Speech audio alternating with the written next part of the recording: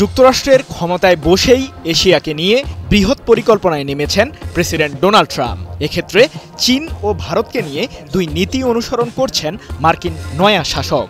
আর মাঝখানে পাকিস্তান প্রসঙ্গে পূর্বের অবস্থানেই অবিচল ট্রাম্প প্রশাসন।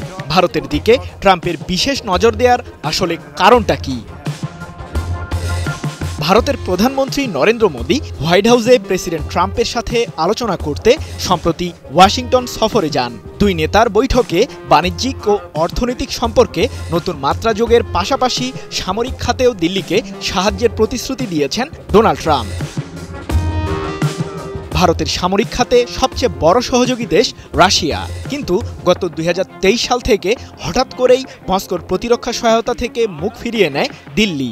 ভারতের প্রতিরক্ষা খাতে রাশিয়া যেখানে প্রায় 62% অবদান রাখছিল, যুক্তরাষ্ট্র সেই জায়গা দখল করায় রাশিয়ার সাথে ভারতের সামরিক খাতে বন্ধুত্বের সম্পর্ক 34% নেমে আসে। আর অন্যদিকে ওয়াশিংটনের সাথে দিল্লির প্রায় শূন্যের সম্পর্ক পৌঁছায় 20 বিলিয়ন মার্কিন ডলারের ঘরে। সঠিক প্যাড আর সঠিক তথ্য দিয়ে কেশু সামলে নিব এক হয়ে। Monalisa sanitary napkin.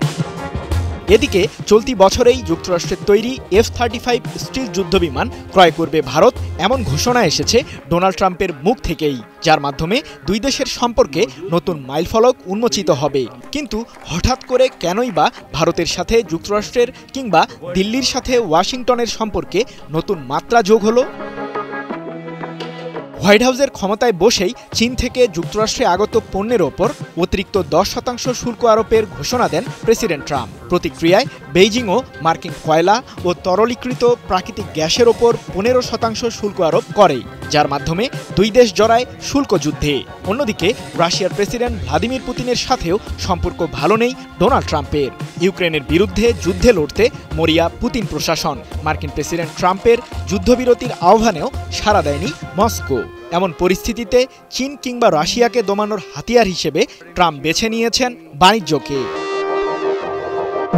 গত বছরের ডিসেম্বরে নিরাপত্তা বিঘ্নের অজুহাত দিয়ে পাকিস্তানের ব্যালিস্টিক ক্ষেপণাস্ত্র কর্মসূচির ওপর নিষেধাজ্ঞা জারি করেন তৎকালীন মার্কিন প্রেসিডেন্ট জো বাইডেন।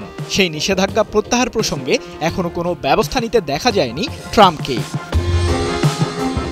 এদিকে চীনের তৈরি স্টিলথ যুদ্ধবিমান ক্রয়ের ঘোষণা দিয়েছে পাকিস্তান। আঞ্চলিক শক্তি অর্জন করতে বেইজিংয়ের সাথে সম্পর্ক উন্নয়নে মনোযোগী ইসলামাবাদ। প্রায় 40টি আধুনিক প্রজন্মের J-35A মডেলের যুদ্ধবিমান ক্রয় করছে পাকিস্তান, যার সাহায্যে দেশটির সামরিক বাহিনীতে যোগ হবে বাড়তি শক্তি।